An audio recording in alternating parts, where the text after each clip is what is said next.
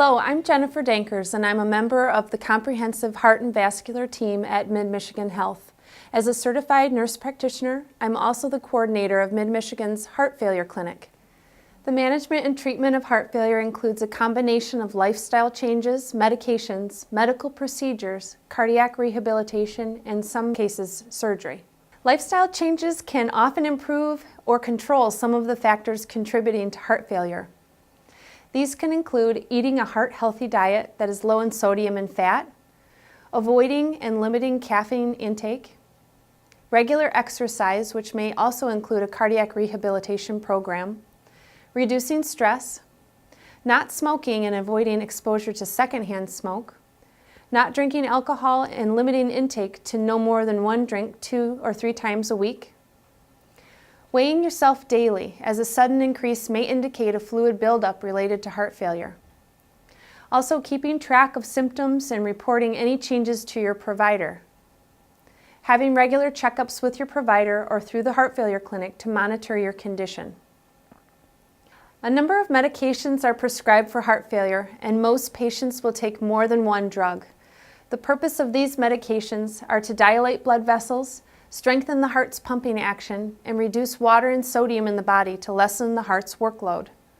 Medical and surgical procedures may be used to treat underlying causes of heart failure. These include coronary artery bypass grafting or angioplasty to prevent and treat heart failure caused by blocked arteries, implantation of pacemakers and other devices such as artificial heart valves and defibrillators, and congenital heart defect repairs. Surgical treatments may also be used to treat severe heart failure. The implantation of a left ventricular assist device will improve the failing heart's pumping action. Ultimately, heart transplantation may be performed on patients with the most severe types of heart failure. Through the Mid-Michigan Heart Failure Clinic, we have created a smooth referral process to our partners at the University of Michigan Health System. If you or someone you know is suffering from heart failure, Mid-Michigan Health's Heart Failure Clinic can help improve your quality of life. Our program is designed to assist patients in monitoring responses to treatment, modifying behaviors, adjusting medications, and coordinating care with your cardiologist and primary care provider. For more information or to inquire about becoming a patient, please call 989-832-0900.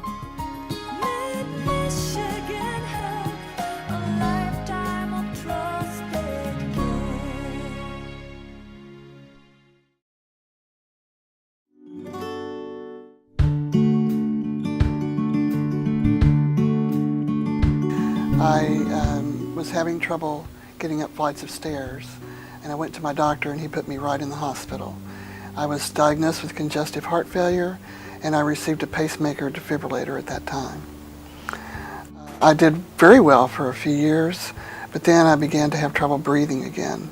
When I visited a hilly area with my daughter, I could barely walk 20 feet before I would have to stop and catch my breath. So I knew that I was having trouble again. I went back to the doctor, was put right back in the hospital, and I needed a transplant, but my insurance wouldn't cover it, so the only alternative I had was to have an LVAD, a left ventricular assist device, implanted in my heart. They put that in, and a few hours later realized that the right side of my heart was dying. So they went back in and put a ventricular assist device in the right side. So I'm what they consider a BiVAD. I had 2 VADs in my heart, which continuously pump blood through the heart to keep it going. But I got to feeling better and stronger, and so I was able to go out and do things and be with friends and even do volunteer work.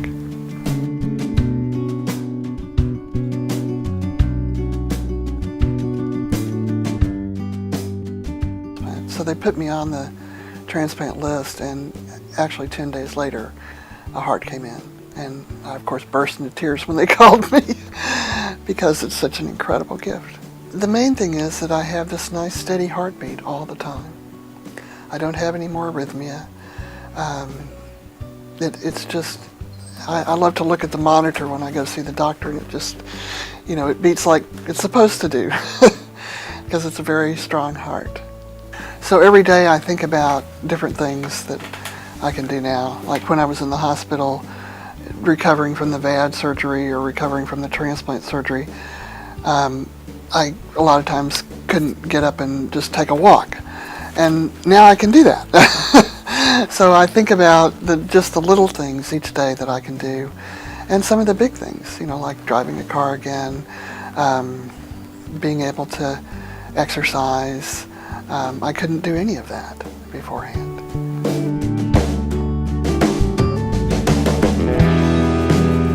My advice to people who are facing either the VAD or transplant surgery is to say, yes, you will have days that are totally overwhelming. But the main thing is to try to be active as soon as you can. To just walk around the halls. You don't have to go quickly. You don't have to do it all at once. You can stop every 20 feet.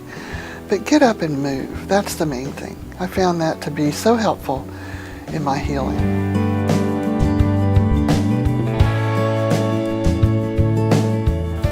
Women need to pay attention to what's going on in their bodies. I know that for myself, I put off going to the doctor way too long. I was having symptoms a long time before I went to the doctor.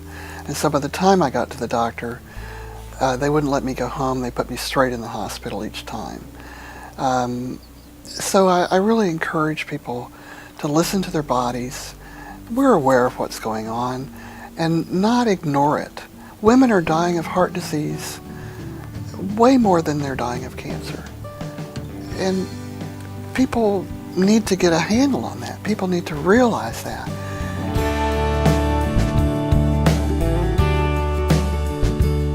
Being an organ donor is the greatest gift that you can give to anyone. A young man that I know has signed up to be a donor, and he saw me right after I got home, and I said, this is what you're going to do for someone. This is you're going to give someone a new life, and that's what I have. There's just no greater gift. It's unbelievable. I'm going to cry again. Just every time I think of it.